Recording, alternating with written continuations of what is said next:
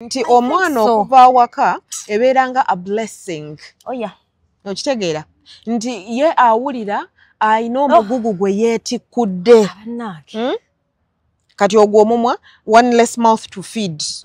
Okitegeera nti omwana ono bw'ajja n'amukaabira ebizibu bye n'amugamba mami oba dadi njagala kudda waka nga bwenjiye ekiddako tajja kumukkiriza. Okitegeera naye gwe muwala gwali eyo oba musajja gwali eyo bw'owulira nga it is beyond repair. Nga it is beyond repair.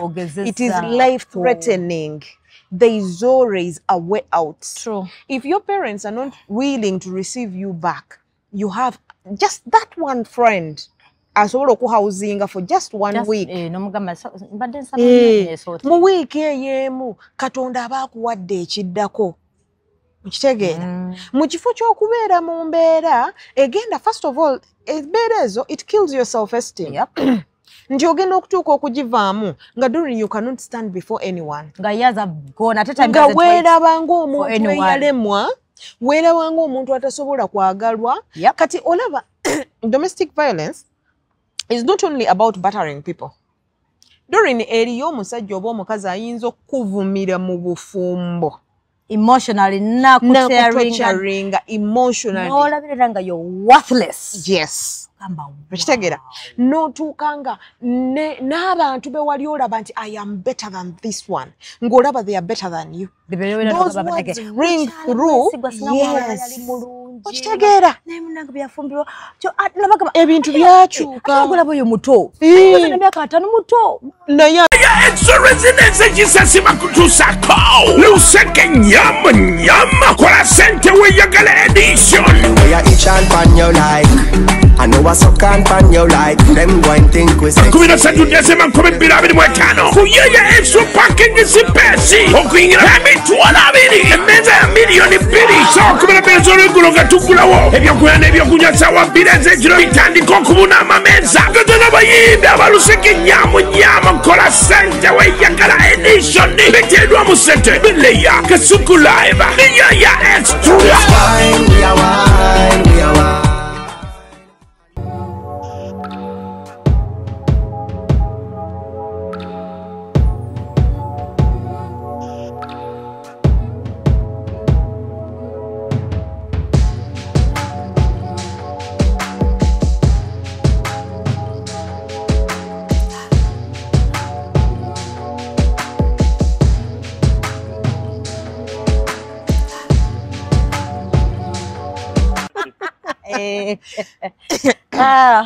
All right.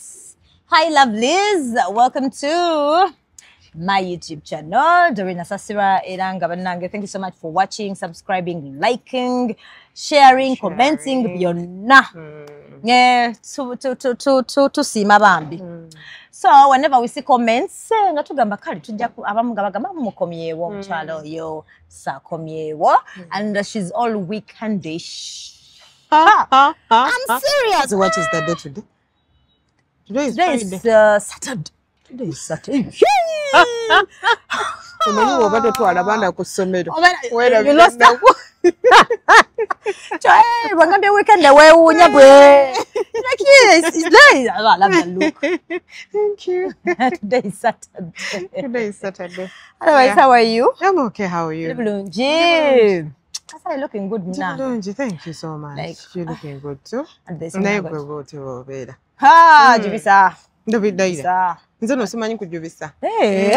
Nina ko yego omuntu nkugamba omi bagamba rarely do we compliment. Goloza lwaki nina emikwano michozi. Kura mazima. Abantu tebagala mazima. Bawena ngo mazima na uliro busi. Agamba oyo mukyala yantama yeyogeza. Ayogeza. Kumbe. Kuko mugamba mazima. Mazima. Banange. Kakati. Njagala banange manyi ebyo bufumbe ngeje oludeyo for 16 years banjagala mpite kuba expert tubitegeere bonna ebintu.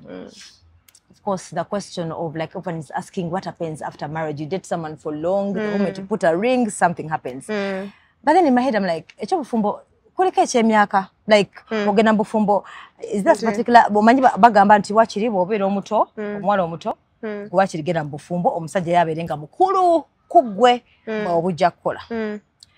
When I remember same age brackets, nga muli bato, chances are very low. Okusigala mu bufumbo. And then they are like, ate it's better no get bufumbo nga muli buto, ne muita mina mise ne musala mangu ne mukulagana so that later you enjoy. I don't understand. What are we doing wrong? Kubanga tusigala tutya. I know there are good marriages out there. Kato chibi zine business loudest noise is making a loudest noise and you're like, what is going on? Akati obufumbo tekiri ko myaka. Sati mugenza yo eriyo abantu abakulu nga tebalina magezi. Nimanyi batera okugamba nti obukadde magezi. Naye teri abakaddiwa ne bagaleka wansi ng'ebikajjo. Abaffe. Okitegeera. Nga tegaliimu. Ate n'osanga abaana nga bakwasaganye nga baana bato and they make it. Oh yeah. Okitegeera. Kuraki basobola okutuulagana bombi ne bateesa. Abaana abato by the way ebiseera ebisinga abaana abato ababafumbiriganiddwa nti oba ono ali maybe 25 oba 28 ono ali 33 they know how to handle each other. Okay. Namanya nti kati tulina gundi bweti our dreams are these. They write their dreams down. Ne bagenda nga babitikinga off one by one. Abato gye bali bwe batyo. So nga ate eriyo n'abato abasigala nga there mommy's boys, daddy's girls, okitegeera? Yeah. Nga ye ekyobufumbo, ekigere ekimu kiri mu bufumbo, ekirala kiri waka. Bw'aba singa badde asobola okubeera ne third leg yonga eri mikwano gye. Okitegeera? Yes. Mami gundi yankoze bwati ne bwati. Daddy gundi yankoze bwati ne bwati. Kwegamba obufumbo ne buba kati nga busizinze okubeera obwabwe nga bw'abazadde oba bwa mikwano gyabwe. Nti bonga as a couple tebatuulangako kugamba nti naye buzibu ki bwe tulina, how do we sort it out as a couple? Okitegeera kyebakola naye katubuzeeko ku mami nalopo ino no nalopo eri oluusi ne baloopa mu mikwano. Okitegeera emikwano ne gikwadvisinga, mami n'akwadvisinga, daddy n'akwadvisinga, mmwe temuyina kye mwebuuliridde nga ki abafumbo bannannyini bufumbo buno. Yes. Kati obufumbo ne bu ending up nga omu ku mmwe atuuse ekiseera n'agamba nze bintamye kaŋŋende ewaka oba kaŋŋende mu mikwano gyange. Obufumbo obwo ne busaanawo bwe buti. Naye when two people come together, first of all ekintu kye tulina okutegeera Doreen nti obufumbo buno it's a blessing from God. Kwegamba kirabo kiva wa Katonda. Kati bwe kiba nga kirabo ndi kiva wa Katonda, when you're going to get into marriage, nannyini kirabo ono omukozi otya? Obufumbo buno tufukamira wansi ne tusabira obufumbo bwaffe nga tonnaba kubuyingira. There are some people even who go extra miles n'asaba n'asiiba. Already oli mu bufumbo baffe. Ng'ofunye partner. Yes. Naye ng'olaba mugenda towards that. N'otandika okukigambako mukwano gwo Katonda nti munnange omuntu ono gwe wangasse naye oba gwe nafunye ne mukwanjulira step eno twagala gituukako oba gye twagala okgendako. Binaabeera bitya? Bayibuli egamba nti Katonda ayogera. Katonda n'atandika okulaga ebirooto. Katonda n'atandika okutumira ababaka. Okitegeera? Katonda n'atandika sometimes oyinza okubeerawo nga you have questions. N'oyita tugambe ng'oli ku TikTok. N'ofuna message nga it's an answer exactly to the questions you had in your mind. Okitegeera? Sometimes nga you are moving or driving or whatever. No wabeerawo statement ku either motoka or ku taxi. Nga it is an answer to your questions. It's relating nogamba that's weird. Kakati gwe bw'okifuna kama abanga kwa hinsa. Kati question is answers z'abakuwadde ozikozesa ki? Ebiseera ebisinga olaba ebintu bino eby'obufumbo abamu tugwa mu laavu netuginaaba netwebbikira, we even decide to drown. That's why they told us, do you believe in this of like we should stop saying falling in love? Mbukubanga, you can't just fall in love. How stupid are you? Don't fall in love. Oli nagamba, guy nagamba, I prefer someone saying let us grow in love. Nengamba okay fine. Naye omanyi tuli different. Emitima gino, auntie, that is the problem. Both legs elia wali Nenviri nezibikira mukwano eyo deep end nengamba kangende wakiri. I drown. Maybe John, a fish will serve me like it served Jonah, just in case of anything. And we don't learn. Kakati gwe bw'ogamba nti kati ngudde mulaavu. I've drowned myself in love. I am telling you, Katonda ne bw'ayogera atya. Tugambe ng'alina ekintu ekiri negative kyakulaga ku partner wo, ebiseera ebisinga tojja kiraba. Lwaki? Because your mind is telling you now this is the person. Your mind is your heart is telling you bwenva kuno sirina wenzira. Okitegeera? Oh yeah. The reality is different. Your thoughts are different. Yep. Your feelings are different. Yes. Kati judgment tosobola ku making a proper judgment ng'ogaanye okuwuliriza Katonda. Ebiseera ebisinga ffe eddoboozi lya Katonda we refer to it as senga w'omutima gwo. Omanyi nti senga w'omutima gwo akuwooninga. N'akugamba nti Doreen ekintu ekyo ky'ogendamu sooka osikeko steps 2 emabega. Yeah, your gut feeling. Yes. But then no ignoring. Ne bakugamba kale sooka ogendeko ewa gundi omwebuuzeeko. N'otuuka n'okugamba nti gundi tanjagaliza.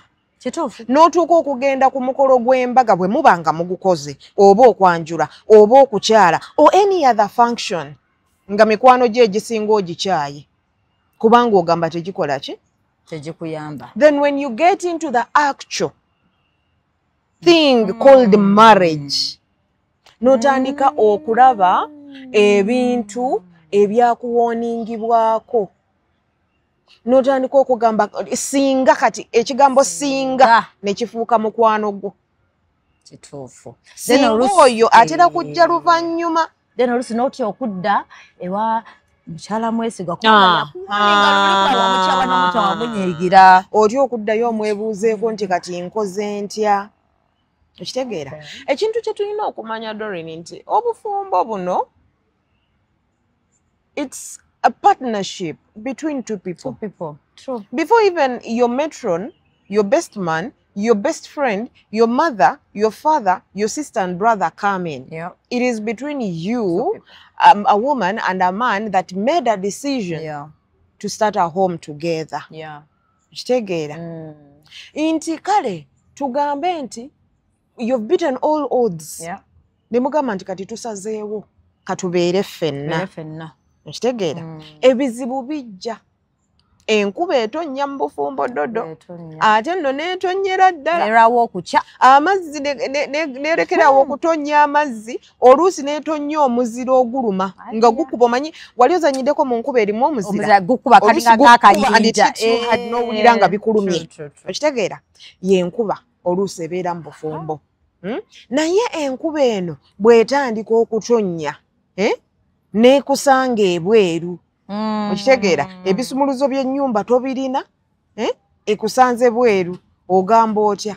Nti kale kanyimirire enkuba eno enkubire ddala siina kyakikolera. Oba you try to look for shelter. Yeah. Okitegeera? Shelter eyo ogenda kuginoonya otya? Shelter eyo sigenda kusooka ginoonyeza wa dodo. Nja kusooka kuginoonya wa mwami mwesigwa because nze nzikiriza nti bwemba nga ndi mu bufumbo ne mwami mwesigwa. Mwami mwesigwa is my first friend. True. Before dodo, before anyone else. Yeah. Nti ekintu kyonna bwe kiba nga kitandise okubaawo oba waliwo emize egitandise gye sitegeera. Okitegeera? Oba waliwo ebikyuseemu bye mbadde njagala bisigale nga bitambula nga bwe bikola ki? Nga bwe bitambula. Nina kukyadressinga ne mukwano gwange. Kubanga dodo toyinza kubeera mu bufumbo na muntu nga gwo claiming nti ono bba wange naye si mukwano gwange. Then you don't have a relationship. It can't last. Muli mu kwerimbalimba. Okitegeera? Yeah. Mutu bwe bufumbo bwe mutuuka ekiseera n'ogamba nti wendi naye siriiwo. ng'oli awo, you're just existing. When your partner ceases to be your friend, time etuuka, and you will fall slowly but surely fall out of love with this person. Kati awo nga mutandika okwekola ebintu ffe bye tuyita ebyentiisa. Nkutegeera. Kitegeera. Munno n'ayogera ekintu n'omuboggolera mu bantu. Ne bagamba muwulidde mukaagundi bw'akoze. Okitegeera. Tewakyaliwo nkwatagana. Everyone is trying to exert their existence. Nze musajja n'omukazi ayagala gamba nze musajja. Okitegeera. I am the head. The man is saying I am the head. N'omukazi ayagala gamba nti I am the head. Lwaki omukwano guli kati guweddewo.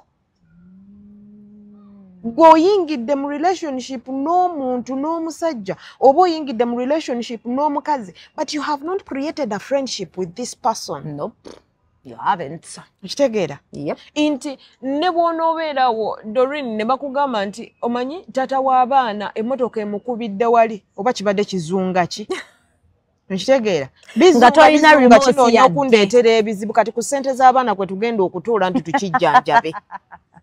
But this is a person who you're producing children for. Okitegeera. Y'ono omuntu gw'obeera naye mu intimacy. Okitegeera.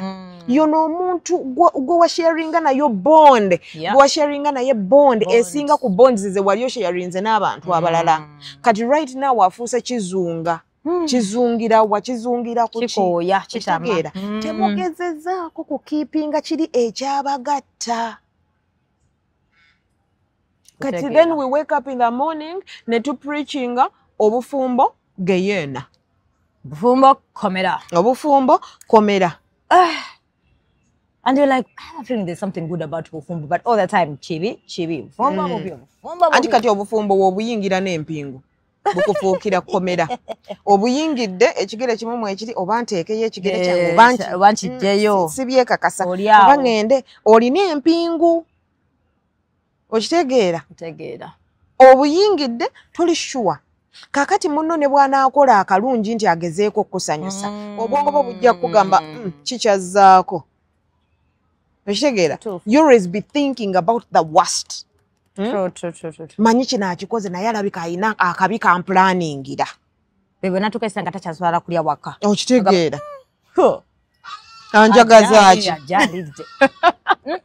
Oba wakyewalaba nga owadde osena emmere mu ssowaani emu musope kimu nange kanneesenera eyange. Naye nga the truth be told, obufumbo buno bwe tuba nga tubukutte bulungi nga bwe tulina obukwata. Busobola onyuma. Very sweet thing. It's a sweet journey. Yeah. It's a very, very sweet thing. With challenges, nga wobeera nga nawe oli weka challenges in life zibeerawo. There are challenges. But those challenges can be overcome by the two of you. True. Okitegeera. Naye mu bufumbo bw'obeeramu ne bapokerere nga be basinga obungi naddala mu abaana abato Doreen, oba temumanyi na gye mwagala. Confused. Oba you just mubuukira muli ku bandwagon ejo nga gundi ayingidde obufumbo nange kambuyingire. Naye gwe kyoyingira okimanyi. Okitegeera? Lwakubanga gundi baakola omukolo gw'amaanyi nange ngenda balagako nti nkisobola. Yesu omukolo ogw'amaanyi mugenda gukola tujja kujja tulye tunywe tusanyuke tugunyumyeko emirembe n'emirembe. Naye mmwe kye muyingidde mukitegeera. Okitegeera? Mutuuke eri otandike Doreen okubira mami wo nze omusajja ayitiriza okunjozesa engoye ze. Ate zibeera nkyafu. Okitegeera? Ayitiriza okujja okugamba okumufumbira breakfast. Naye baakugambako ogenze kukola ki? You're going to be a helper to this person. Okitegeera? So kitegeeza sometimes tugenda ne mbufumbo nga tetumanyi our role. Abaana tebamanyi kye balina kukola mu bufumbo. Gown na red na ring. Basenga b'ennaku zino baagadde nnyo okwambala gomasi okusinga okubuulirira abaana. Bamama b'ennaku zino we have run away from our responsibility ey'okubuulirira abaana baffe n'okubateekateeka lwakubanga tutya nti omwana we naabimugamba anaagamba maama abadde atya. Okitegeera? Naye nga at the end of the day omwana w'obufumbo we bugaana it's going to weigh down on you. True. Okitegeera? Bwe kigenda kuluma gwe maama gwagenda okufa pressure. omwana wo nga tanagenda mbufumbo omuteeseteese otya kale wooba tosobola waliwo Doreen omanyi nti asobola have a meeting with her with your child talk to your child ekirala ewaka gwe maama weeyisa otya ne taata w'abaana omanyi nti bamaama tuyisaamu bataata b'abaana amaaso ng'abaana batulaba abaana bawulira ne bagamba kika aleega ogutwe gumulinga ogwa kitaawe oli n'akiwulira kati omwana agenda kuwa ddibaawo ekitiibwa gwe taata n'obeera nga ofuuse maama waka omufudde kagoma ka lubendera omukuba ekitegeera n'oyagala wookubira okuba kambuze nga bwe wagambye sometimes like one of ebintu byolaba mukaba nakuba signs just because we are either desperate oba in our hearts we are convinced we are meant to be so olaba signs before nga tuli mu kudatinga oba abamu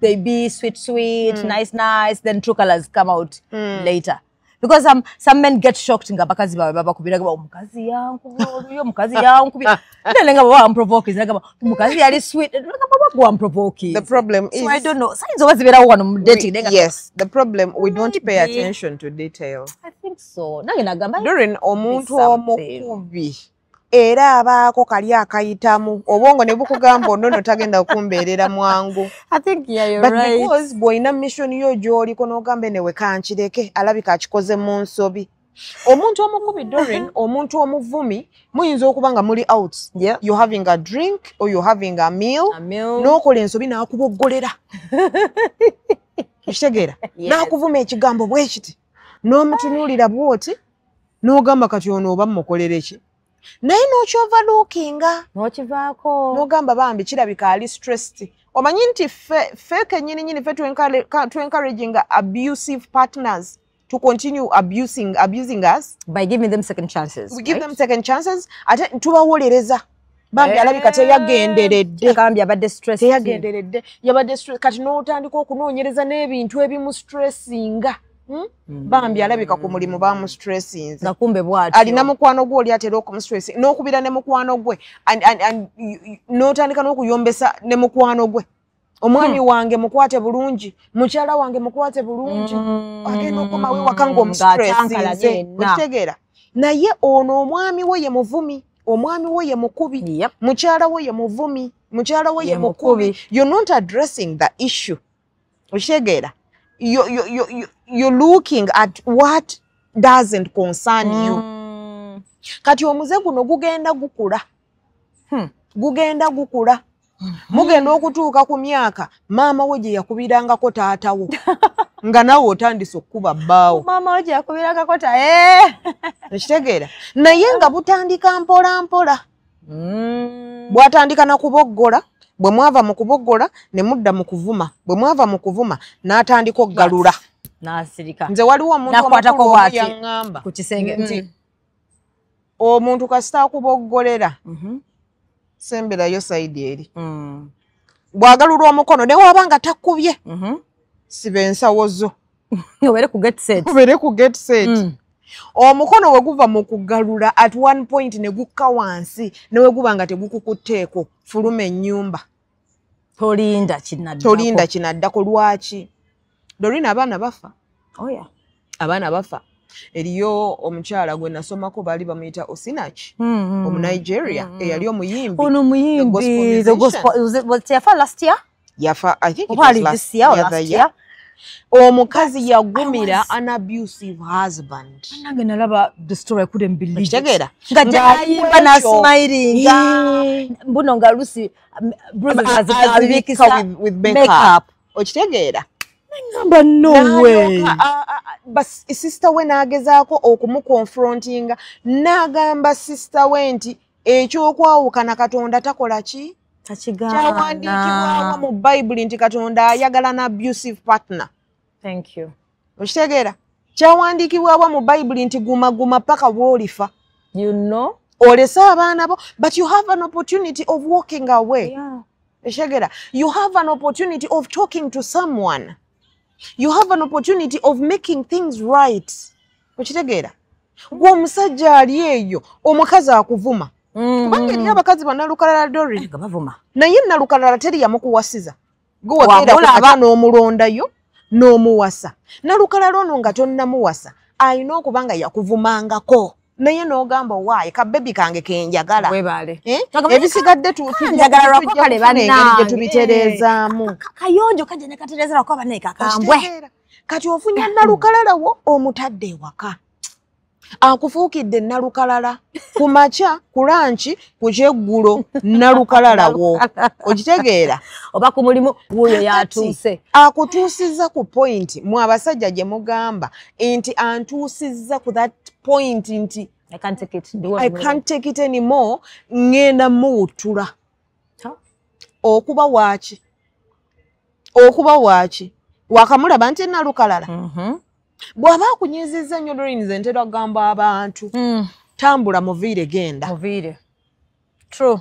Teri kintu kinyiiza abusive partners nga silence. Tambula genda muviire. Baako hotel w'opangisa. Sulayo wiiki emu obeezi 2. Ye checking. Omulalu wo bw'anaakitegeera nti omwami wange kati bwe bituuse agenda kutuuka agende. Anviire. Kubanga bw'osula ebweru n'omala weeks 2 nga toliiwo. Ajja kutuuka ye kennyini atandika okwebuulirira. Ajja kusooka ayombe ekisajja ky'enzi kirabika kati kiri mu bakazi bere ayogere kino ayogere kiri naye kijja kutuuka ekiseera ka bugezi akomewo. Ye kennyini yeebuulire nti omusajja ono bwe naagenda mu maaso n'okukola byenkola agenda kumpita mu ngalo. Agende ng'akyuka mpola. Naye buli w'okwata oluyinti omukube. Buli w'okwata omuggo nti omukube kubanga eriyo n'abakwata n'emiggo ne bakuba abakazi. Buli w'okwata omuggo nti omukube omugubya. Ye kennyini nnyini ajja kutuuka ekiseera agambe nti ne bwankuba. Atandika okuprovokinga for you to beat her. That's why there are those women who say nkuba. Kale nkola ky'oyagala. Naye nga takusobola. Okitegeera? Nkola ky'oyagala. Nkola ky'oyagala ojja kundaba. N'omukuba leero n'omukuba enkya ekivaamu ogenda kumutta. Mulina abaana bakusibe.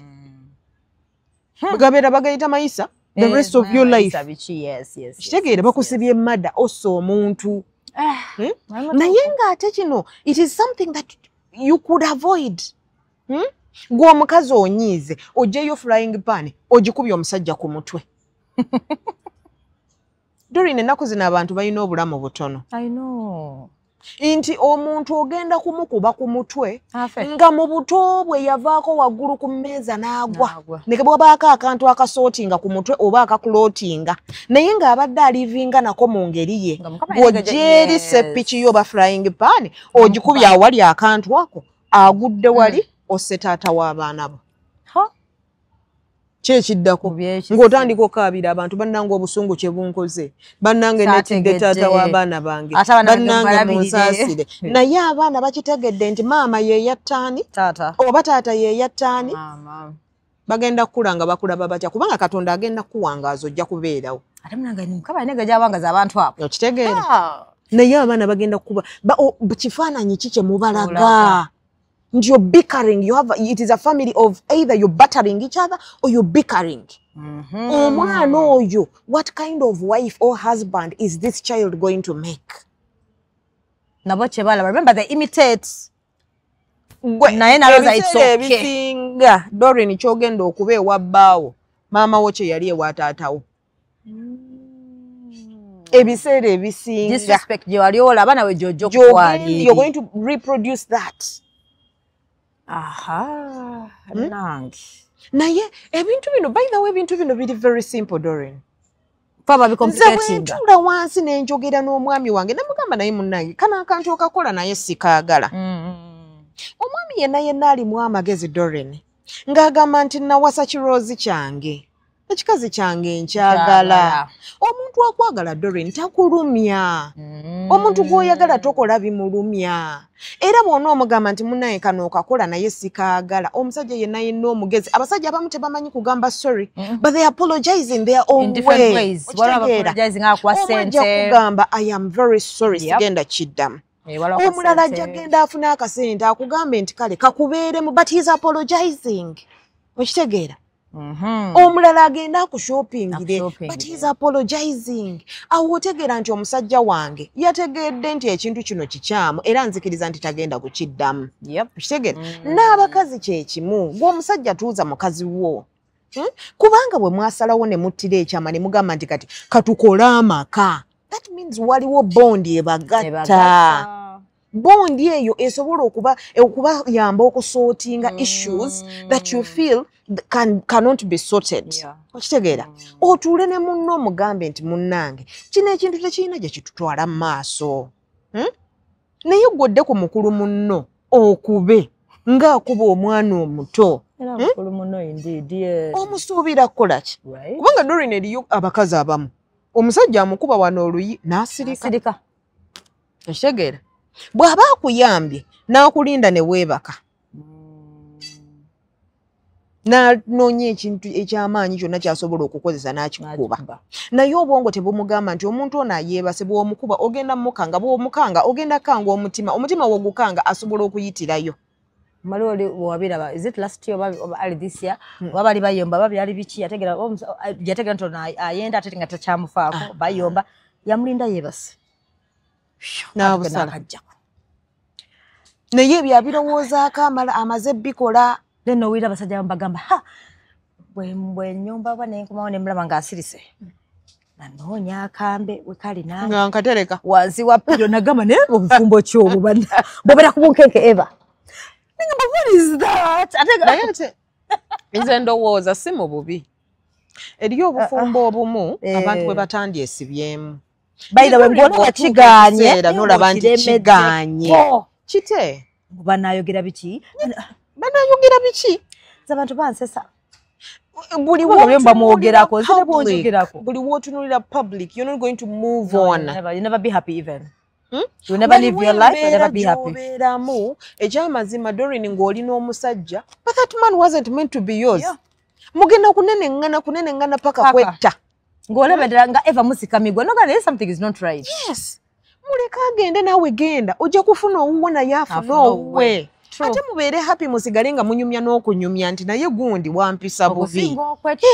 Nebukola bikiina wamutandeko damage olaba like waliwo kati ku TikTok era recent when nalabye mukazi yatulaze before picture ye okay she was beautiful after nagamba check what domestic violence did to nga musajja yamwocha amazzi agocha face najonona just because bamukubanga nasigalayo mbo she was saving fighting for marriage abazadde abaana mu bufumbo bw'ekisiru. Yes. N'omugamba guma nange nagumira kitamu yali wampisa. Mbona abazadde bagamba tovangayo n'onswaza. Mbunange nga naguma. Naye gwe jjukira wagumira kitaawe naye kitaawe teyakutta. Kitaawe teyakwokya mazzi. Kitaawe teyakukuba. Yes, he may have been a little bit violent. Okitegeera? But those are things bye mwasootinganga. Naye obufumbo bw'osibiramu omwana bubi nnyo. I know. Bubi nnyo nti saawa yonna bagenda kuddiza omulambo. Otandika okabirira abantu nti kale singa luli bwe yajja n'aŋŋamba namugamba n'avaayo. But let me ask, nkitegeera. Would you allow because ngakambagala kuma image olaba ngabagala kuma image ya family reputation ya family for after to know like our name we preserve our name for long. There's always a first time for everything, right? Kakati akababo chalo bagenda tandika kuita bufumbo bwale ma. It's okay. It's okay. No man will ever so they give you that. So would you allow them wali nga bimusobedde nayagala because now abambagenda bufumbo abakazi nga toina plan B toina mulimu toina chitirira you thought this man you know it happens. Your money is everything. Waliwo n'omusajja atukesa n'agamba tokola nja kuba nkuwa every month nga takuwa so that time happens n'owira nga okoye kati then the moment oli n'agamba bannaye njagala genda w'abazadde kyoyogedde ky'abazadde omusajja n'agamba wano tojja kujja wano sigalayo ng'awulira akoye gena kuba omuntu yesse gena kulaba omuntu there's always there's some parents abali heartless nti omwana okuva awaka ebeeranga a blessing. Okitegeera nti ye awulira ayina omugugu gwe yeetikkudde kati ogwo omumwa one less mouth to feed okitegeera nti omwana ono bw'ajja n'amukaabira ebizibu bye n'amugamba mami oba dadi njagala kudda waka nga bwenjiye ekiddako tajja kumukkiriza okitegeera naye gwe muwala gwali eyo oba musajja gwali eyo bw'owulira nga it is beyond repair nga it is beyond repair it is life threatening there is always a way out. True. If your parents are not willing to receive you back, you have just that one friend asobola okuhousinga for just one week. Mu week ey'emu Katonda aba akuwadde ekiddako. Okitegeera? Mu kifo ky'okubeera mu mbeera egenda first of all embeera ezo it kills your self-esteem. Yep. Nti ogenda okutuuka okugivaamu nga Doreen you cannot stand before anyone. Nga yaza gone at a time nga weerabanga omuntu eyalemwa weerabanga omuntu atasobola kwagalwa. Kati olaba domestic violence is not only about battering people. Doreen eriyo omusajja oba omukazi ayinza okuvumira mu bufumbo emotionally nakutorturinga emotionally n'olabirira nga you're worthless. Yes. Okitegeera n'otuukanga n'abantu be wali olaba nti I am better than this one ng'olaba they are better than you. Those words ring through. Yes. Okitegeera ebintu byakyuka olaba oyo muto emyaka 5 muto naye alinga omukadde okitegeera naye nga buli w'omovinga out ne bw'oba nga tomovinze out oli mu nnyumba yo those words run through your mind. Your partner is telling you how you're worthless. Your partner is telling you how ugly you are. Your partner is telling you how tokyanyuma engoye tezikunyumira ne okubagamba ebigambo biri tokyali tokyawooma teri ajja tokyawooma nakwagala enkuyamba buyambi kobeewolagewa anakwagala n'obirowooza. Doreen abeera nga akuttidde ddala otambula naye ng'olinga dead body. Ebyo nga you're just existing you're just existing just for the sake of existing. Kyova olaba abantu abamu atuuka ne bakomitinga suicide. Wamma nabadde baneesadde netulya naye nga inside yafadda.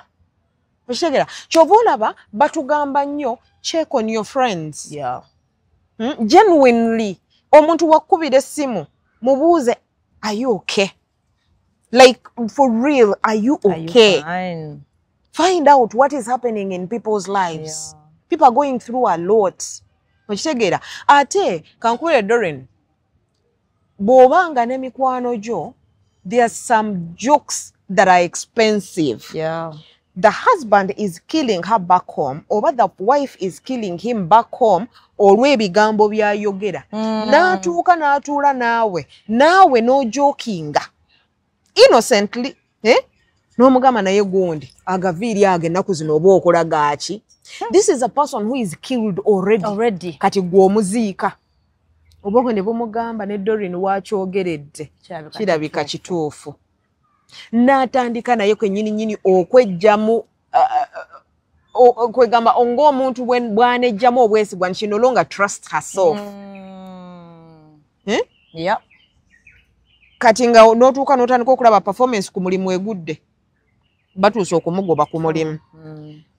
Mu mikwano takyajyamu takyalina mukwano okitegeera awaka takyajyaawo. She feels oba he feels nti ne bwe naayogera n'omuntu no one is going to understand me. Omuntu oyo asigalidde ku bwani. Kyova olaba nga tuzadde abaana we should say positive things towards our kids. Omwana ono muyigirize okuva mu buto nti you're the best. Omwana akule nga yeemanyi nti nze nsinga mu kino nti nze ndi bwe nti abaana ne bwe baŋŋamba ku ssomero nti you're ugly mu bwongo bwange nkimanyi nti I am beautiful. Okitegeera omwana amugamba mami today by the way my friends were telling me I'm ugly. Nembagamba you're jealous of my beauty. I was like that is the confidence we should instill in our children. Bananga, I love that thing. Bananga, these kids. Omwana atuuka okufumbirwa ng'akimanyi nti nze nsinga. Yes. Inti musajja wagenda okujja okupuutinga down. Nawe kennyini oyimirira omugambe nti kikuluma kubanga eriyo abangamba nti I am better than you think I am. Okitegeera? Omwana omugambe nti negativity should not sink in you. In your mind, Okitegeera? Create positivity in your mind into any negative word that is said about you. Kuba kuno ku positivity jolina ne bouncing back to the sender. True. Ne kati ffe tukuziza abaana naffe ffennyini nyini we put our children down. Very true. Kitegeera? N'owulira omuzadde ng'agamba ono nno w'ebinnyo ebinene oba n'abeera atya mu nsi. Omwana n'akula ng'amanyi nti nze munnange ndi wa binnyo binene. Nina bitwe ebinene, nina simanye. Ono n'alinga kizaakayo. Anaabeera atya? Omwana n'akula ng'amanyi nti mubi. Oli n'agamba ne bananga abasajja batomera. Ankwasa ennaku aliba alabye. Omukazi eriyo omukazi gwe nawulira agamba munne nti akaana haddota yakano bambi akayina ebigere mbu byombi bya left. And you know I was so curious. Yes. Nenjagala okugenda ndabe ebigere ebya left byo bifaanana bitya. Omwana bambi ng'ayina baziyita batya? Crickets. Crickets zibeera bweziti nga ziri bweziti oba ze zibeera enkobogo. But she was a very beautiful girl. Okitegeera? Inti gwe omuzadde gwe kennyini nnyini gw'olina okwencouraging omwana wo okweyagala. Naye gwe yamufulumya n'enkobogo ezo ate gwe lwakubanga oyambala biwanvu ezizo tetuziraba.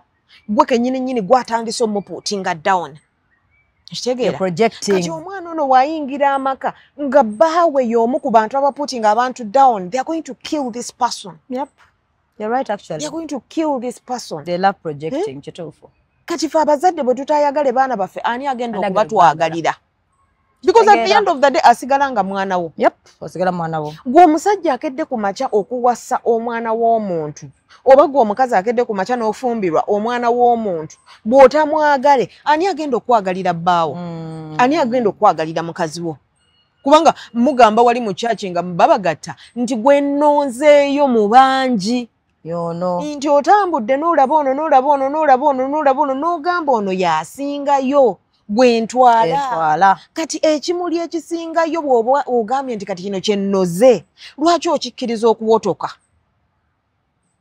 Lwaki tokiwotaringa n'okikeepinga fresh? Nti omusajja bw'aba akulabikira bubi takyanyumirwa nangoye mu katale gye ziri ezinyuma genda omugulire ezinyuma. Oba muteeka ku diet. Okitegeereza? Nti omukazi kati ogukazi gwange tegukyalina figa azadde abaana. Olubuto luno olusuubira okubeera nga we kaali akawato. Azadde abaana mutwale mu gym musasulire membership mu gym. Olaba nafe abatanazaala ebbuto linsukka. Yes. Or decide to love her the way she is. Because whatever she has become is because of the beautiful kids that she gave you. Don't put her down. Yeah. Whatever the man has become, it is because of the food that you're feeding him on. Wegezaako okutereeza dayata ya bbaawo olaba oba anaasigala bw'atyo. Naye ne mutuuka okutambula musajja wattu n'omuleka n'akukulemberamu. Gw'omuvuddeko mabega answaza naye gwamufumbira emmere gy'alya. Okitegeera? Kubanga abamu ku basajja baffe akugamba nze sirya mmere bweru. Ntuuke ewaka bambuuze waliddewa? Gwamufumbira breakfast omupaakingira tiffin ng'avudde ewaka mmere gy'agenda okulya ku mulimu awoominga buwoominzi n'akomawo n'alya supper. It is you're responsible for whatever size this man has. Naye kati atuuse akulabikira nga ekiri atabaala. Okitegeera? Kati n'otandika okugamba nange omwami wange aswaza kiki ekirina olubuto lwe lukikulembera kitakulira eri naye gwe wabitandika ne weerabira lwaki akutinga down omwana w'abendi lwaki akutama ng'ate gwe walondayo mu bangi. Bannange omukazi wange antamye kyonna kiringa gunnamatimbo. Namatimbo kyeki? There are those insects kizina kyetoloola bwe kiti kiyina like 8 kibeera kizina bwe kiti. Kati ogamba mukazi wo alinga kinnamatimbo. Naye gwe omuzaddemu abaana kumpi buli mwaka mukazi we abeera lubuto omusuubira ddi okuzaayo kafiga ako nga bwe yakalina nga tomuyambyeko so ekintu kye bayita obufumbo kuyambagana bw'oba togenda kuyamba mukazi wo teri agenda muyamba bw'oba togenda kwagala bbaawo teri agenda kumwagalira bw'oba togenda kuwuliriza mukazi wo teri agenda muwuliriza bw'oba togenda kuteesa na bbaawo teri agenda kubateeseza. It is the two of you that decided to stay together, that decided to make a home, that decided to get married out of the many that you saw. Keep your home and organize your souls the way it is supposed to be. But last question. Boyagenda ku myaka nenjikira waliwo muwala je yazze nga ina mukwano gwe yabadde agenda kulaba nga she's 38 akyabera wa mama we naye kakati ndowooza oba she woke up n'alaba nga time egenze so I think she was a bit stressed out kati ngayagala counseling kati oyo namugamba for starters first okuva ewaka moving on first be independent nga alaga atya kakati nga wenabadde kazibe nagamba oyo alina kuba ng'abuulira n'okubuulirira abantu ku mikolo omu ku basenga banengamba yine mama is 38 too old, is that what I'm trying to say? I wish you had yine ngamba yine banaye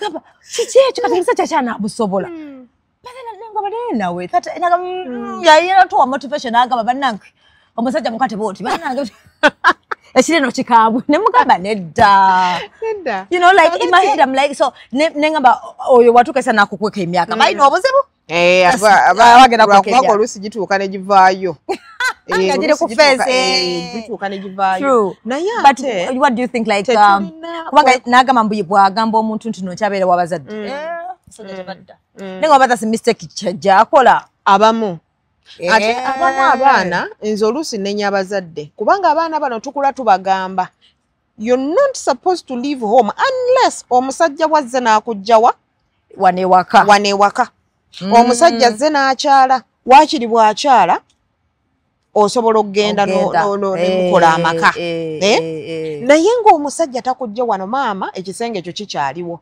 omwana n'akula n'abeerawo gwe omuzadde tomulaze gwe wava ewa maama wo nodda ewa bbaawo naye ye omulaga nti wano tolina kuvaawo okuggyako nga bakuwasizza okitegeera omwana n'akeepinga home n'afuna omulimu n'akeepinga home okitegeera n'afuna abasajja tugambe afunye omusajja teyeesobola bulungi nti asobola okukola omukolo so nga ate waliwo incidences ezimu nti wemubanga mwegasse ne bbaawo ne mutandika amaka gammwe mpolampola musobola okukola akasente akasobola okukomawo ne mukola ki ne mukola emikolo awaka naye omuzadde yamuteekako embago nti unless omusajja oyo azze kati omwana oyo n'akula ng'alina fiya naddala abaana abakula nga they are pleasers bwe naatambula nenvaawo mami anaakiraba atya bwe naatambula nenvaawo ddadi anaakiraba atya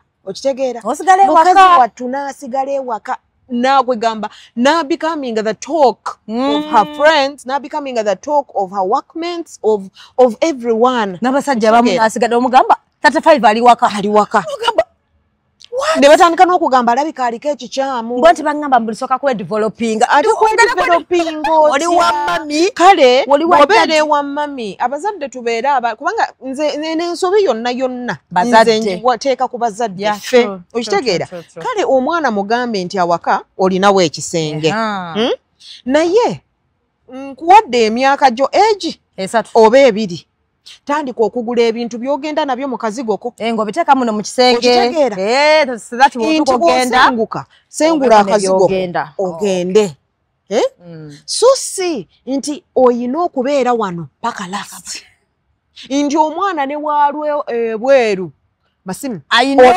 olinaani mumpe gw'olinayo omwana walirawo ewaka bulungi ku ssaawa bwe ziti naye gwe bagamba mumukomyawo ku ssaawa bwe ziti wa myaka egyo gy'okoze eki gy'oyogedde so nga ate bambi singa ali bw'ali nga yeekolerera ebintu bye age wouldn't matter Okitegeera nti kubanga ku myaka gyonna osobola okufumbirwa. Nze ndabyeko abantu abafumbiddwa ne ku myaka 45. Nange namugambye nendaba abantu abafumbiddwa ku myaka 5 ate ne babeera happy. Nazo nakana kakamule weewuunya minwa yo nga mukama yagadde. Gwe ng'omuzadde omwana beera ng'enkoko. Enkoko esobola okubojjera abaana baayo n'eba feedinga. Naye ekiseera kituuka ate n'ebabojja mugende mweyigire. Mugende mweyigire kubanga kati nina abalala bengenda okuzaala. Mugende. Kitegeera kaakati ekiseera kituuka gwe omuzadde n'oba ng'olina okubojja omwana ono ave mu nest eno ave mu comfort zone eno. Kubanga jjukira omwana ono waabeera waka tamanyi nti oba basasula bills. Ne waabeera mukulu ng'egyo emyaka gy'oyogedde tamanyi nti emmere awaka nsobola okucontributinga. Amanyi bibye bwe mba nfunye ssente I have to buy an expensive bag, I have to buy an expensive shoe, I have to eat well, I have to do this, my hair, my nails. Byaba amanyi tomuyigiriza buvunaanyizibwa gwe ng'omuzadde. Okitegeera naye omwana muyigirize nti munnange mu nsi muno kati mwoli olina okubeera omuntu ow'obuvunaanyizibwa. Kati ono omwana tasobola na kuliidinga banne ku mirimu bulungi.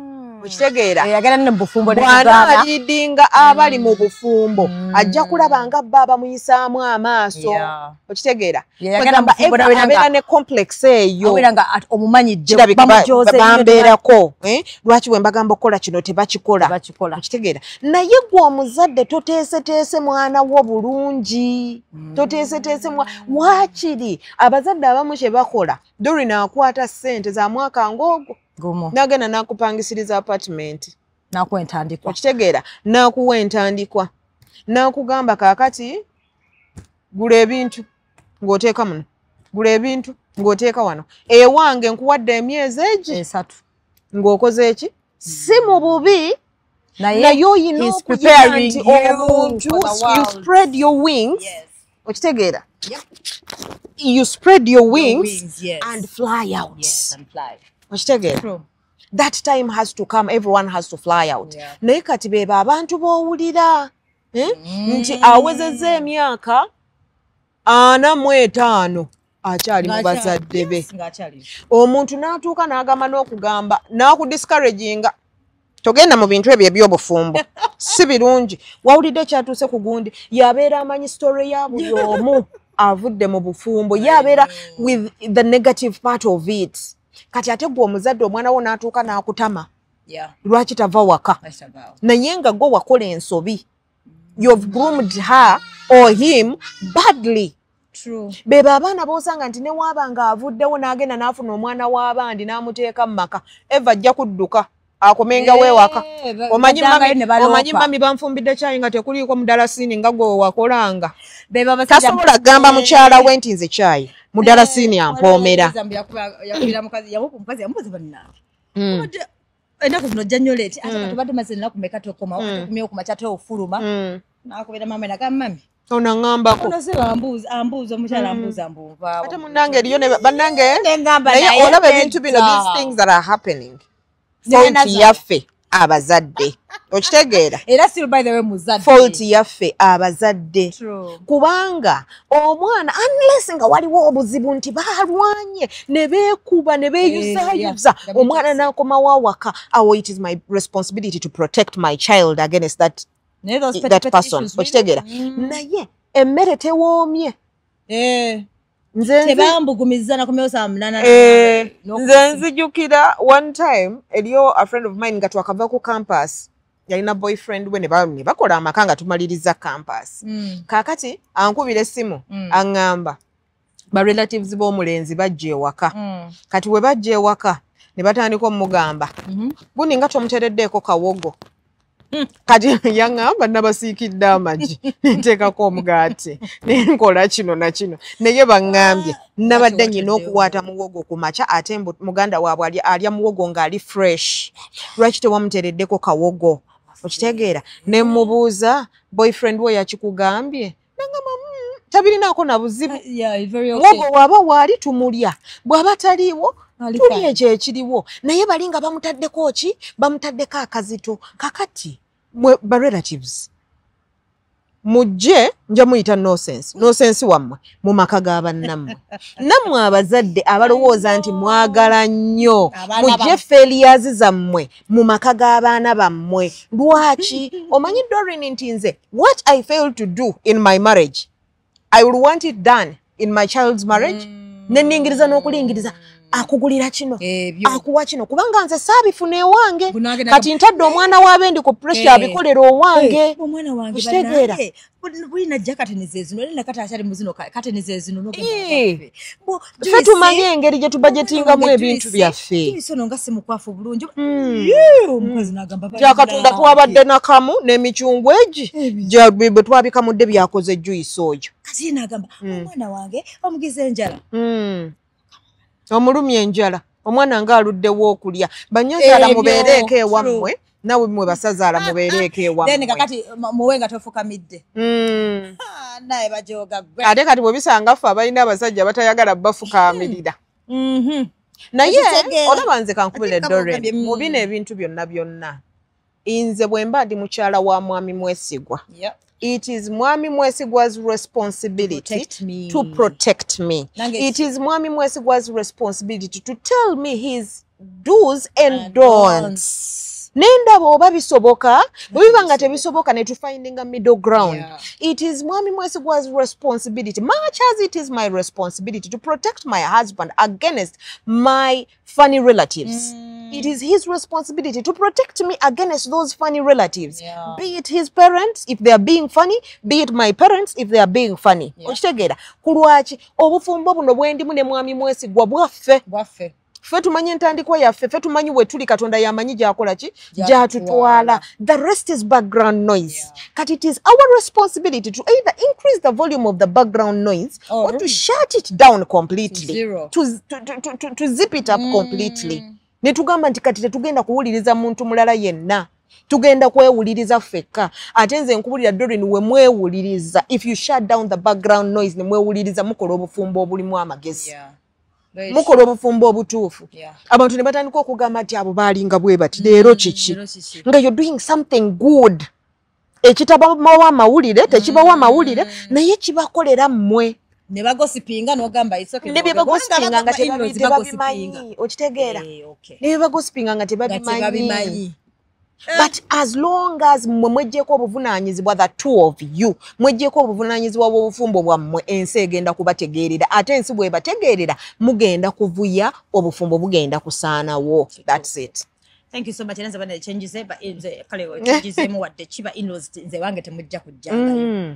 Mujenga waliwo ensonga ate nga tubayise waliwo kubeerawo ensonga naye nga yange n'omwami wange nga tubayise nga we are celebrating something even if we are celebrating something nga tukuyise bwe tuba nga tetukuyise olina ewuwo oyina bbaawo oyina mukazi wo mubeere ewammwe kati mu season ya Christmas ogenda bala bagenda tandika kwejjisa mu kyalo mbazi n'obuntu bwe mba sikuyise mba sikuyise week emu mugamba abafe yakubiri yakusatu abamazeeko emirembe. There is no way you can enjoy your home. There is no way you can't. Abantu abamu, me I enjoy my time with my man. Okitegeera. Era bw'oba tontegeera, tojja kubeera we waffe. Nze njagala okutijja n'omwami wange, omwami wange ayagala okutijja nange. Okitegeera. Nze njagala okukolera omwami wange ebimusanyusa. Give him what I feel is good and he enjoys it. I will not do that if we have these pocket areas around us. No. Obufumbo bwange n'omwami wange n'abaana baffe okitegeera ebisigadde you let that background noise chill olaba obufumbo we bugenda okunyumira. Perfect. Thank you so much. Tubaagala nnyo basweet.